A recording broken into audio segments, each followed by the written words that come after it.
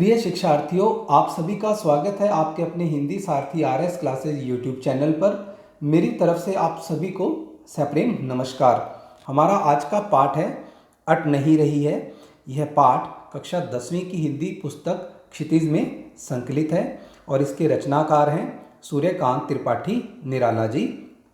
निराला जी की इन पंक्तियों के भावार्थ को सीखने से पहले हम इनके शब्दार्थ को सीख लेते हैं। अट समाना, आभा चमक रोशनी, नभ आकाश गगन, उर हृदय, पुष्पमाल फूलों की माला, पाट पाट जगह जगह, शोभा श्री सौंदर्य से भरपूर, पट समा नहीं रही।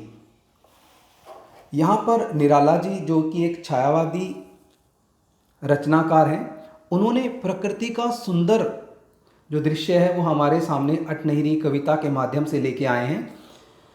अट नहीं रही है आभा फागुन की, तन सट नहीं रही है। जो फागुन का मास होता है, फरवरी मार्च में आता है, जिसके अंदर जो वसंत ऋतु है वो अपने चरम बिंदु पर पहुंच जाती है। वसंत ऋतु के अंदर क्या होता है कि जो विभिन्न प्रकार के फूल खिलते हैं, पेड़ पौधे हरे पत्तों से लद जाते हैं, तो उसकी जो सौंदर्यता है वो सबके सामने एक मादकता का दृश्य उत्पन्न कर देती है कि वो इतना अधिक सौंदर्य हो जाता है कि इस प्रकार से लगता है कि सावन मास आ गया हो। और जब मानव शरीर के ऊपर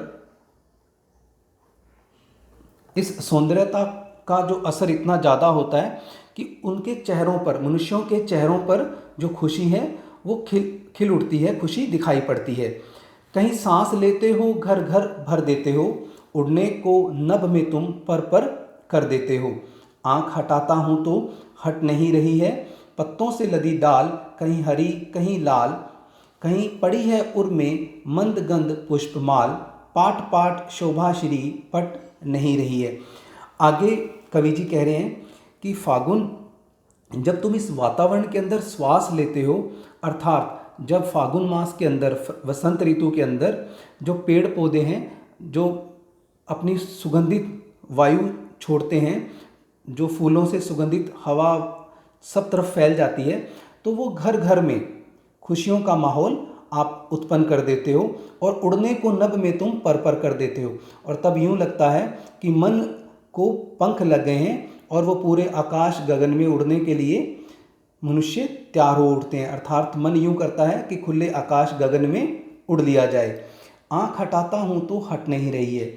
आगे कवि जी कह रहे हैं कि प्रकृति का सौंदर्य इतना है कि आँख हटाने को मन ही नहीं कर रहा। अर्थात हम कभी बाग बगीचे में कहीं जाते हैं तो जब वहाँ पे विभिन्न प्रकार के फूल देखते हैं, पेड़ पौधे देखते हैं, तो हमारी वहाँ से नज़रें ही नहीं हटती हैं। तो यहाँ पे कवि जी कह रहे हैं कि प्रकृति का, फागुन का, वसंत का सौंदर्य ही इतना ज़्यादा है कि वहाँ से आँखें नहीं हट रही हैं।